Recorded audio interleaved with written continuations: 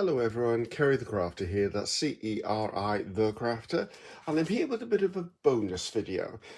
It's sort of a roundup video, to be honest, of all of the prep work I've done for #Jelly postcard play. Now, in some of the videos I did, in number 3, to be honest with you, I didn't do a flip through the end products, so I'm going to show you those. Also, after I finished filming number 3, I carried on doing a bit of foam stamp work that I couldn't get into the video. So there's stuff you haven't seen, and I didn't address the thing about the numbers as well. Now, before we start, if my voice sounds a bit groggy, it's actually about 6:30 in the morning. I haven't long got up. But if I don't get this done now, when the sunlight hits my room, I won't be able to film for about 4 hours. So it's now or never. So first of all, let's address the numbers situation. Right, you may remember these strips that I made. Well, I made A4 things of all different fonts of the numbers of 1 to 31. Well, they're all done, and I've actually put matte gel medium on them. I just used my gel plate, put a thin layer on, put them down, pick them up. And what I did that for is that will seal the ink in, because these were done with an inkjet printer. So inkjet ink will move if I brush anything over the top. So that should seal it in. I've also, where's the little envelope gone? I've gone through and I've cut all the large numbers and the little numbers. See if I can find the little number. Come on, out you come. All the little numbers from the free download from PM Artist Studio. I'll try and remember to put the link to this in the description box and below. The larger numbers are, I printed it again, the larger numbers that you see it's curled, I've actually put the same matte gel medium over the top again with the gel plate. And I've done that because, say I want to change the colour of one of these, I can easily just put paint down on a plate. I'll do a transparent paint, obviously. I can press this down, pick it up, and then I'll get kind of an organic look or glaze over the top. So I may or may not do that. It depends on what my postcards dictate. The last thing I did as far as numbers go is I actually stamped. Now I actually have, where is it? A foam stamp. This is called Numbers. I've got several of them. What I'm going to do, guys, because I used so many stamps in these videos, I'm just going to put one link to PM Artist Studio, their foam stamp category, because I've used stamp from so many different designers. I just wanted to make sure that you knew where all of them were. You just need to skim through them to find them. But this is Numbers by me, and there's a couple of different formats of this. So I thought, if I've done this, then I can go in and I can just cut out individual numbers if I don't want to use these, because I don't want all the numbers on all the postcards to all look the same. Saying that, you never know, I might end up doing that, because I'm a bit contrary like that. So, first of all, let's look at the smaller pieces I created. Let's put these to one side, actually. Right, the fern was what I wanted to create. So I'm not guaranteeing I'm using all of these. I'm just going to use whichever ones come to mind. Now this one, I know it looks a bit weird to you, but if I now come in and do some pen work and make that shape back into a branch or a piece with leaves on, I think that would be interesting. There's another one of the fern. There's this feather one. Now, I did do a little bit of a tester on a scrap bit of, this is all gift wrap tissue, and I can use a very fine line permanent pen on here, so I could go in and draw the stem of the feather in and put the little fluted edge in it.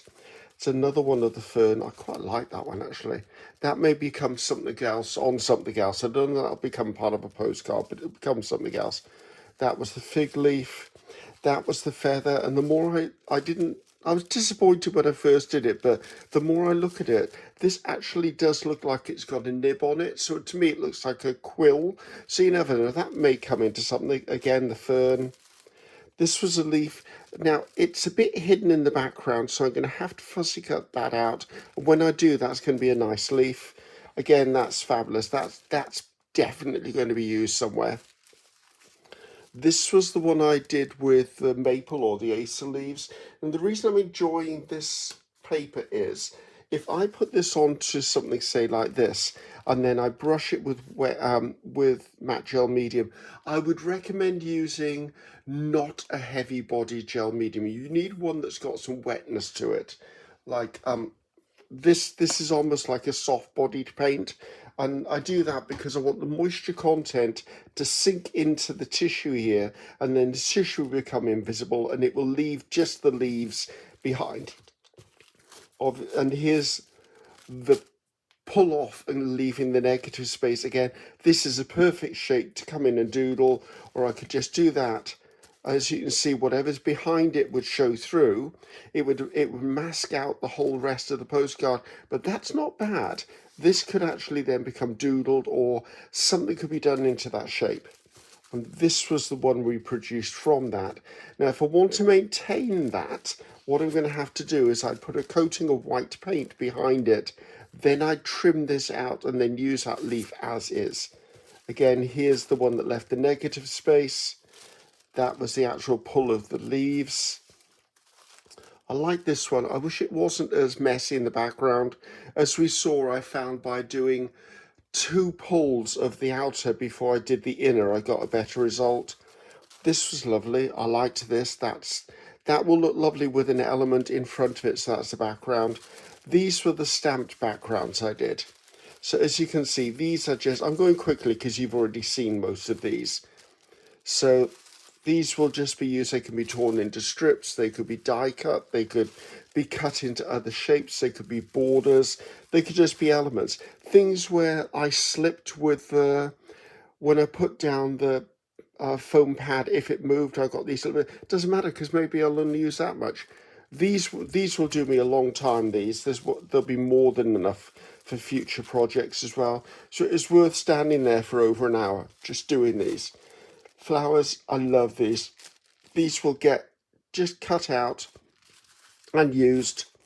Now again, if I took that flower and I put it over the top of here, I would only end up with the black. I wouldn't see any of the white, which was one of the purposes.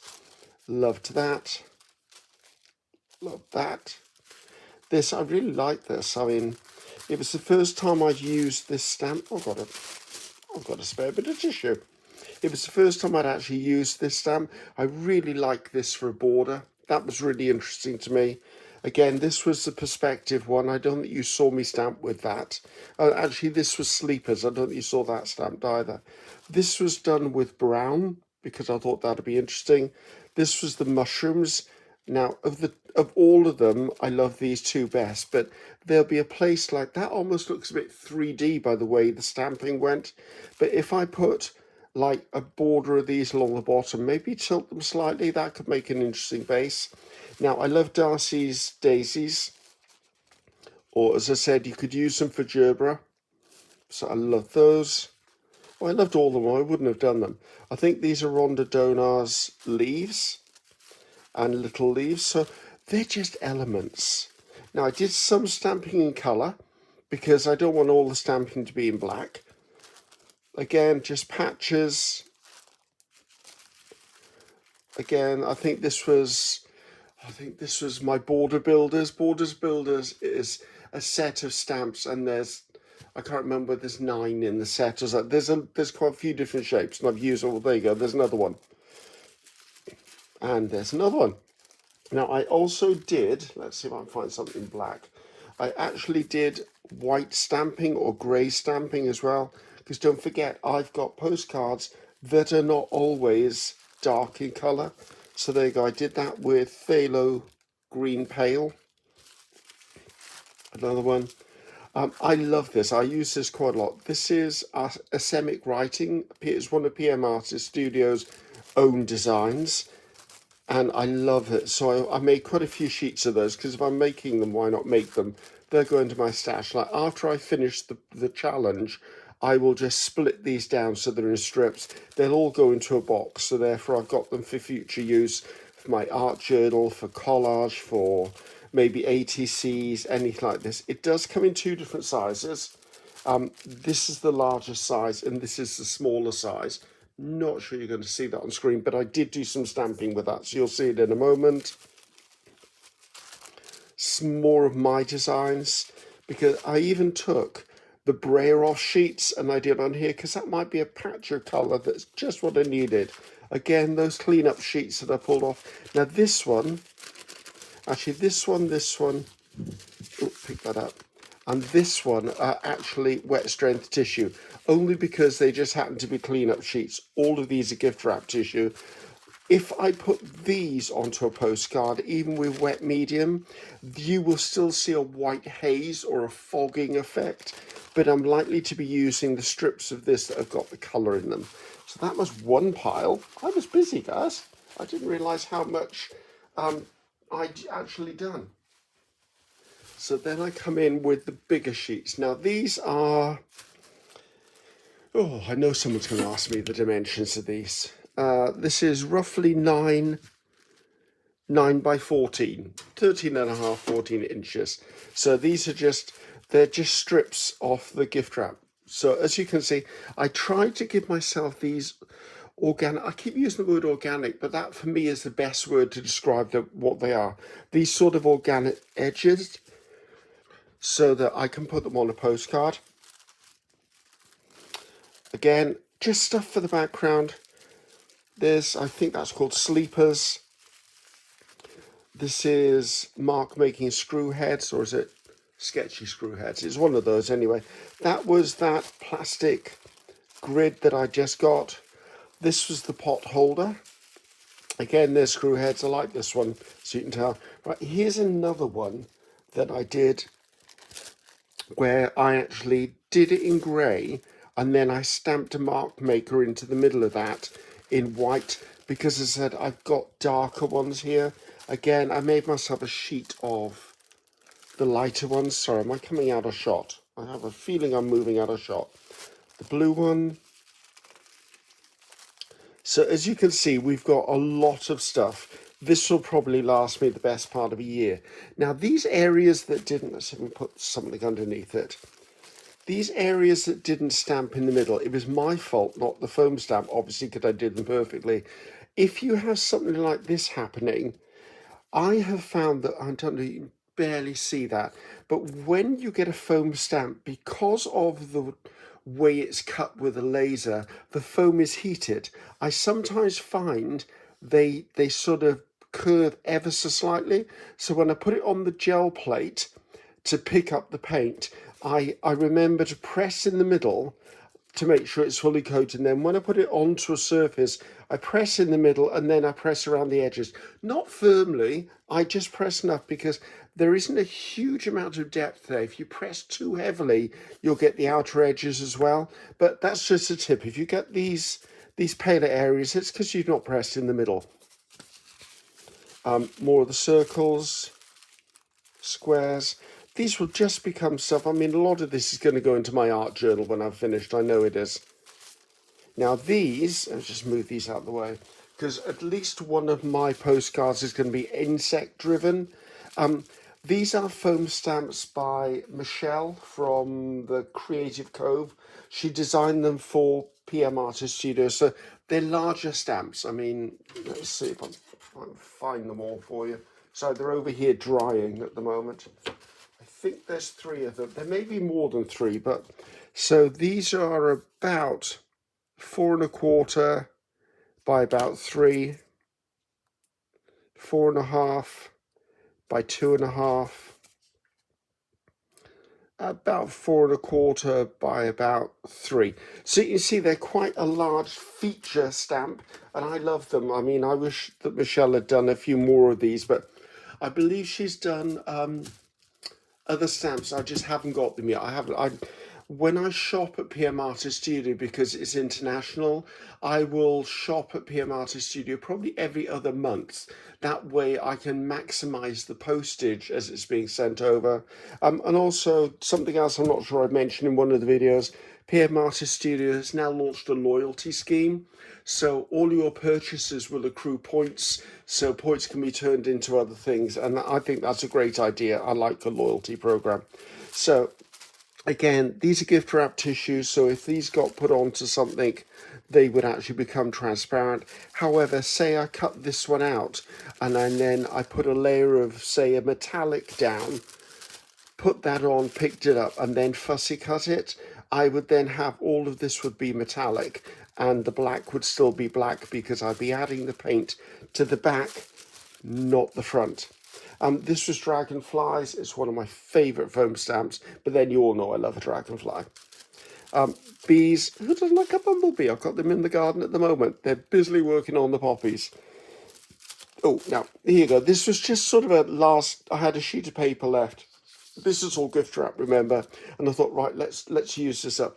This is the small version of Asemic writing, and that's the perfect size to fit down my cards. I tapped out a few more numbers because I realised I'm going to need at least 21 or 22 number 3s, because of course I'm going 1 to 31. If I was to do them all with these, I'm going to need numerous 3s. Also, these are butterfly foam stamps by PM Artist Studio, their own designs. So these are so useful. I could really have done 2 or 3 sheets of these. And again, what I like to do is I will very often just back these with another colour paint, then fussy cut them out. But I like using gift wrap tissue for this for a couple of reasons, and one of them is it's extremely thin, and as it's extremely thin it doesn't bulk up my ephemera. So there you go, guys. That's basically it. You've already seen all of these postcards that we've done. I'm still working on him. All of these. Oh, that reminds me. You know, I said in video 1 I wanted to actually do something like a phoenix on this. I hunted and hunted, and I found a phoenix colouring book. So I have yet to really go through this and see what I like from it. But I think what I might do is I might take one of these, colour it in, cut the section out that I want, and then that will go onto here. And I think that would be a good way of using a colouring book. But that's just me in my prep stage. So here you go. These, and I love this one. That might be where the fern goes, to be honest. So hopefully you enjoyed that. As I said, I think there's 42 of these postcards. I only need 31, or maybe the fern on that would look lovely. It's got some texture too. My process from here on in when I'm going to be making these postcards is every time I film one of the postcards, I'm just going to look at all the postcards. I'm going to lay them out on my 6-foot collapsible table. I love that with the 8 there. And I'm going to look over them. Whichever one inspires me, I'm going to pick it up, and then that's the postcard I'm going to do. I'm Ceri the Crafter. This has been my bonus video, and I'll see you in the challenge. That's Ceri the Crafter. Goodbye, guys.